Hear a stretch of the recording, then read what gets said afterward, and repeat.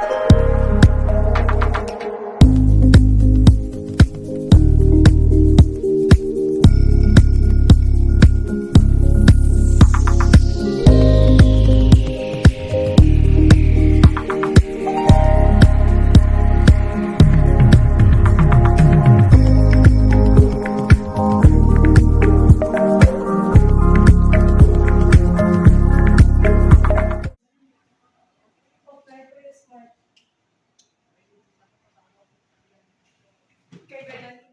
una sa opisina ko ni Mayor Sangtulunan, Mayor naman diri, kay may ara ko nga transaction sa iya. Naga-vlog, abi ko Mayor. Naka 50k na ko sa vlog. Wala naka-views. Sa akon, mag 4,000 abi ko sang subscriber ko ba. Okay. Oo. So, ari si Mayor. Tip Imbungan. Kag si Ma'am Che. Ara dito. Yun sila. So, actually, first time ko naka-sulod diri sa office ni Mayor. Sa may Banayal? Mayor is approachable.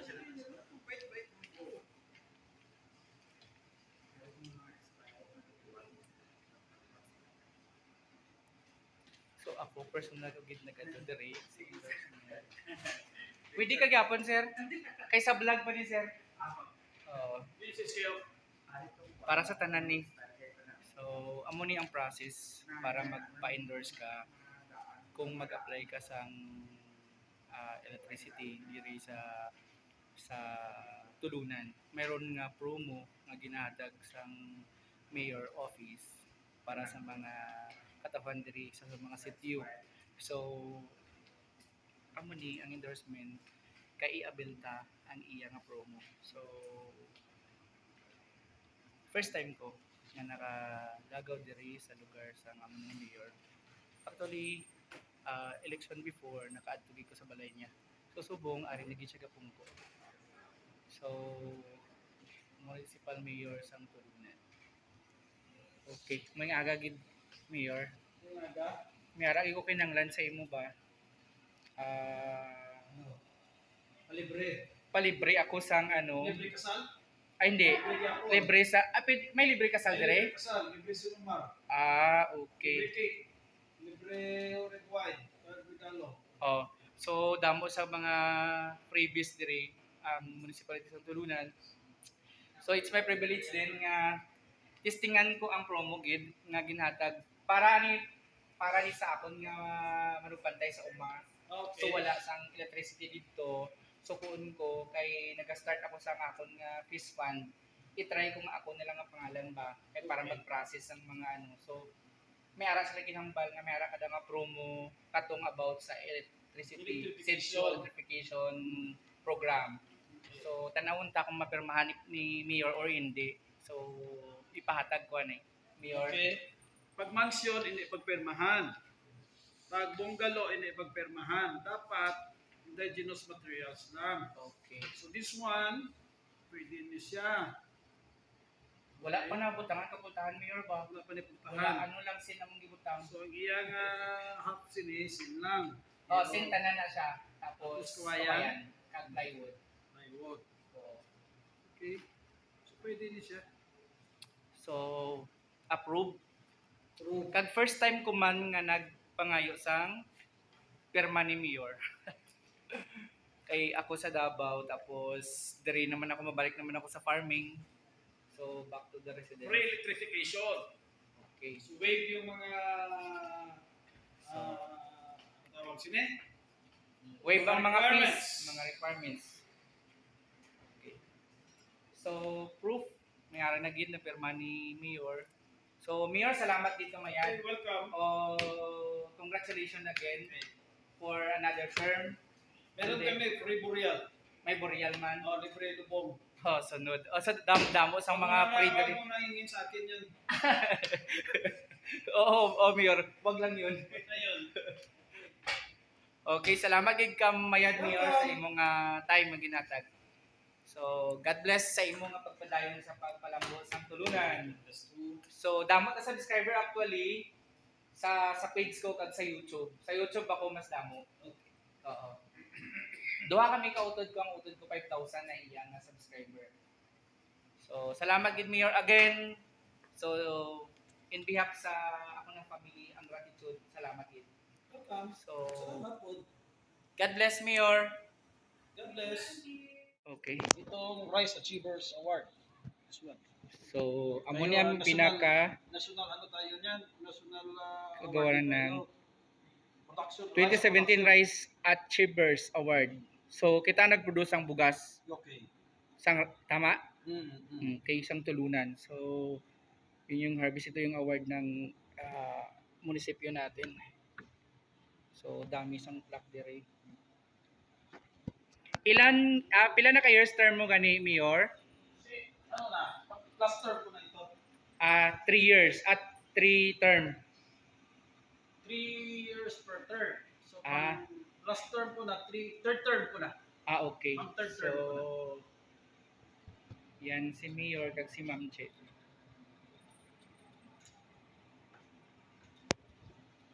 Vlog kay sino to? Kay Madam. Oo. Ginambalan ko gani siya nga ipa-monetize ang iya nga iya nga channel. Okay, iya nga 1,000 naman kailangan ma'am sa YouTube. Pero sa Facebook 10,000. 10,000 subscriber, followers. Sa isahon ko ni.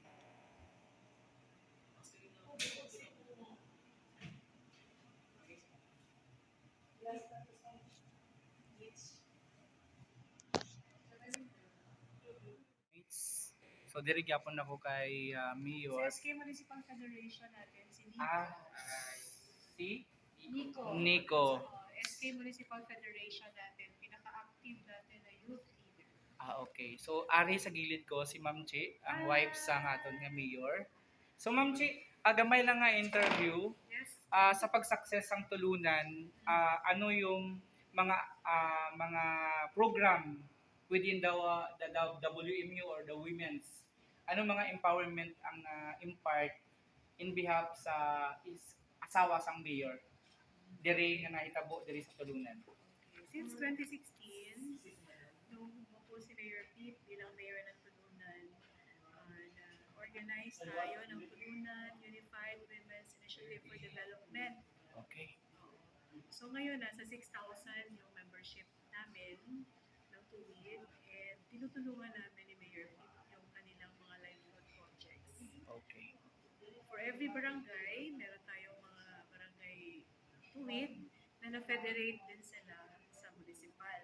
Ngayon, ang nakaupo na presidente ng Tulunan Women's Development Council is the Federation President of the tuwid. No? Okay. So lahat ng members natin ngayon, nasa 25 barangays pa lang, hindi pa namin naubos lahat ko-organize. We have 29 We have barangays. 29 barangays, pero meron tayong mga barangay na meron silang mga 3 to 4 organizations, lalo yung malalaki. Mm-mm. For example, ang Binapan, we have, I think 4, kaya may Purok 1 and 6, merong Purok 3, merong Purok 4, 4 pala sila na presidents doon. Sa 7 wala pa. Wala Doon sa Amon. pa. So, kada purok, meron yan silang livelihood project. So, binibigyan yan sila ng livelihood fund ni Mayor Pip Mm-mm. from his personal funds. Hindi Okay. galing sa local government. Pero, Project yan ni Mayor. yes, Wow. personal project namin ni Mayor to empower our women. So far, lahat sila nabigyan na namin ng mga livelihood projects. And yung malaki naman na program nila, tumutulong kami mag-facilitate para makakuha sila ng big project galing sa DOLE Mm-mm. or sa DTI na mga ganun. Mostly, Ma'am Che, ano na project, isampu na lang ang Minapan, ano na project ang Ang na-finish na Minapan, siya? nag-start sila sa kanilang dressmaking project. Actually, Okay. parang nananahi sila ng mga curtains. O, yun yung iba nilang project. Meron ding grupo na gumawa sila ng soup production. Meron ding lending.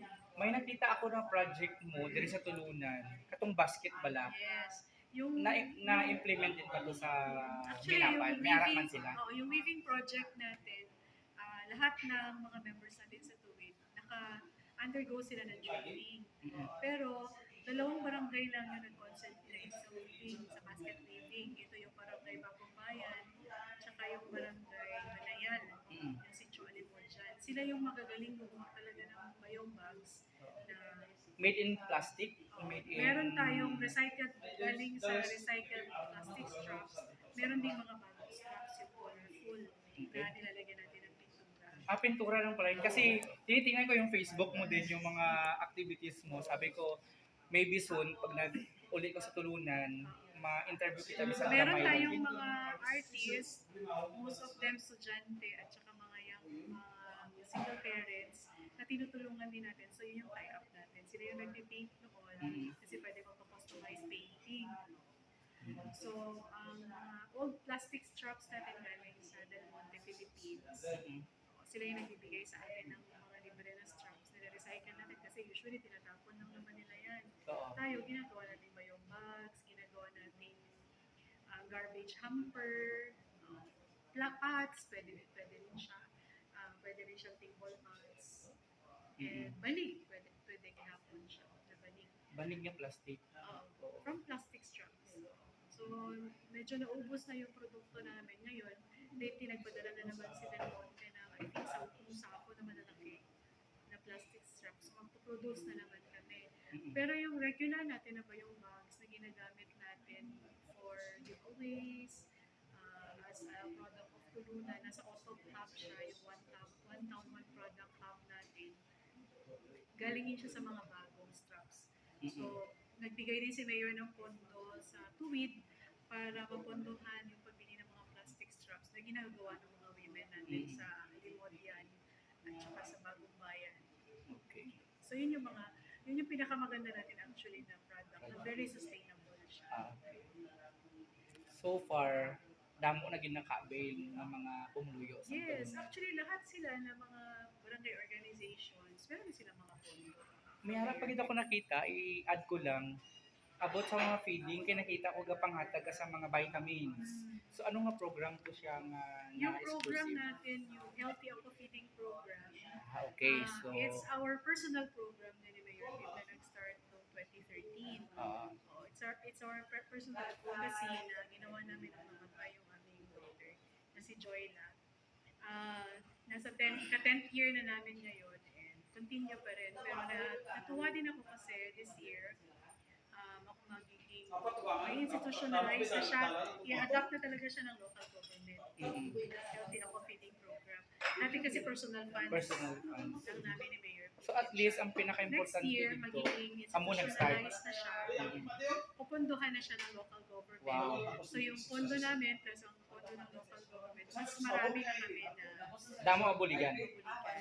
kaya dati, ang target namin ni Mayor, at least 10 schools lang kami per year. Oo. Pero during the pandemic, inikot talaga namin yung lahat ng tao, ng barangay natin. So 29 barangays together with our mobile library project, yung tutorial bot.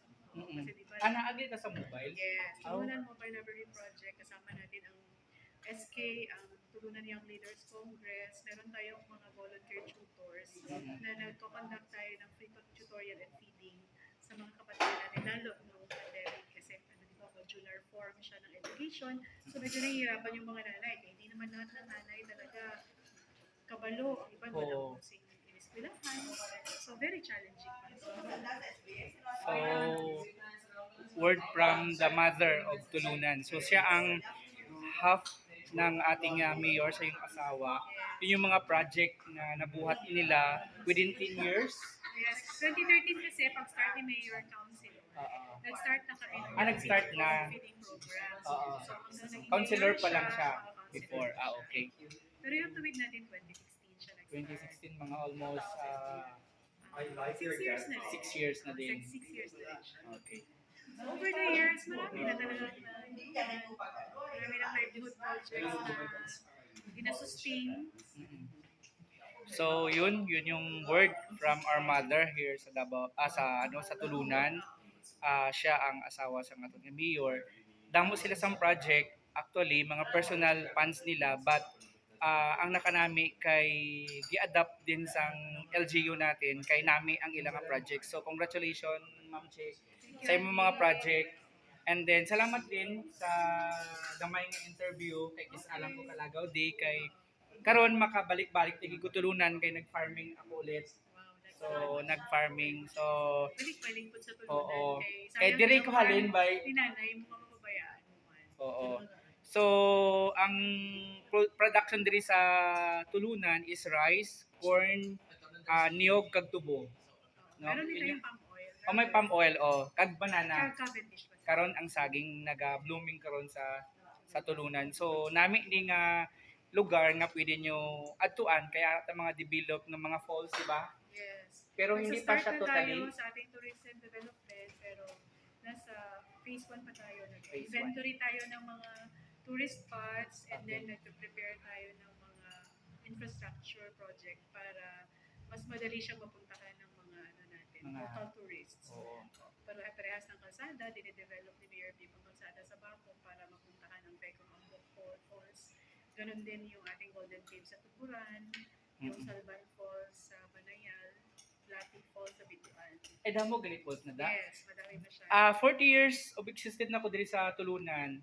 Pero wala gi ko kalagaw to sa mga suba, Malagaw diba? ka dito kay para ikaw ang promote buligan. O buligan, mabulig ko gid.